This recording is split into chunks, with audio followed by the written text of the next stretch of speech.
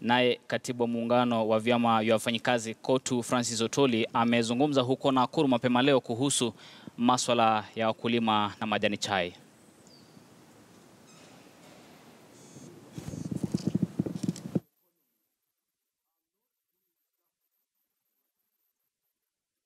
Because since 2014 up to 2017 now, we have not been able to renew 2 CBAs, simply because employer resorts to moving to court whenever we make or we present proposals to these employers.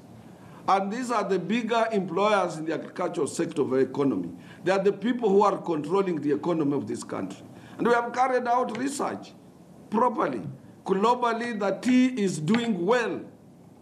And there is no justification why the employer should not, as per the requirement of our recognition agreement and collective bargaining agreement, meet with the union and discuss issues pertaining to renewal of terms and conditions of service of our members. And we are appealing to the employers. We have moved to court. We have gotten a court order here with us, which gives us an authority, which gives the Minister of Labor Commissioner, authority to expressly convene a meeting with immediate effect between us with the employers in the tea sector for the purposes of renewal of CBA of 2014, 2015, and 2016, 2017. Because when we gotten an order which compelled the employer to pay 30% for the CBA ending 2015, employer implemented only half of it, that was 15%, and the employer moved to court. To stall the whole process, up to now, after we had received a judgment on the same. So we are saying that these employers, the major employers in the tea sector, they should not hinder progress as far as the industrial relations practice or requirement in our tea sector is concerned, because they are heartless. Imagine people working for you, and these people who are working for you have delivered, and you are not there to respond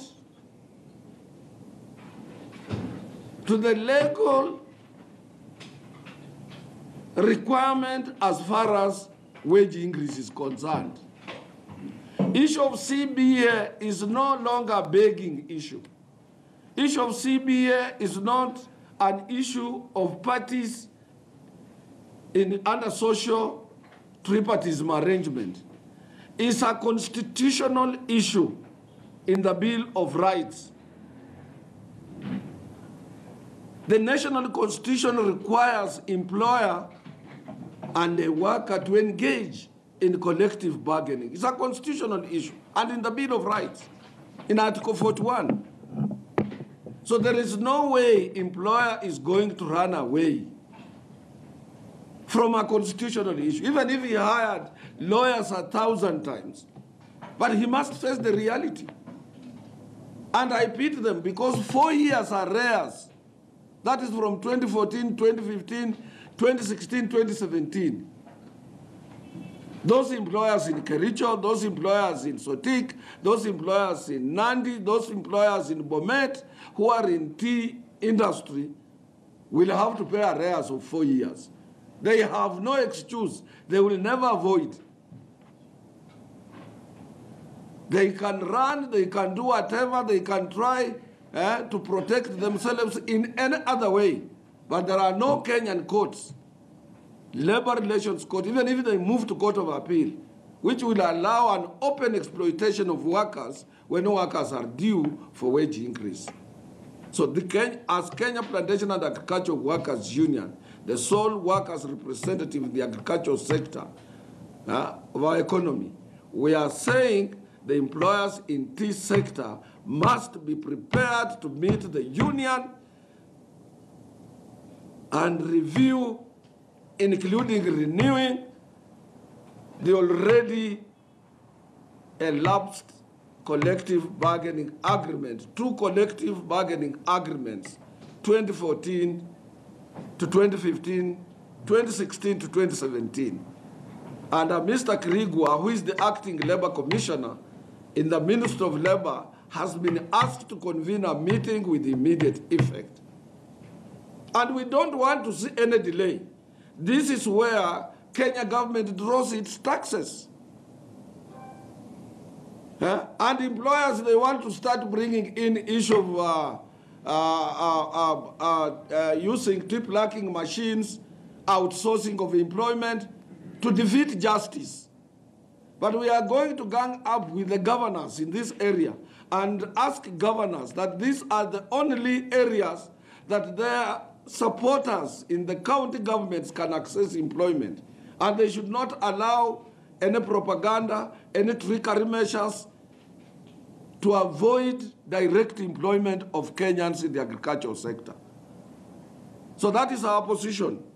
We are asking the employers in this tea sector to be mindful of their workers' welfare and meet the union without any hesitation for the purposes of reviewing these 2 agreements. It will be costly to them, and the mistake is theirs because they have not been able to respond on our workers' proposed demands as required by the enormous industrial relations machinery we have in this country.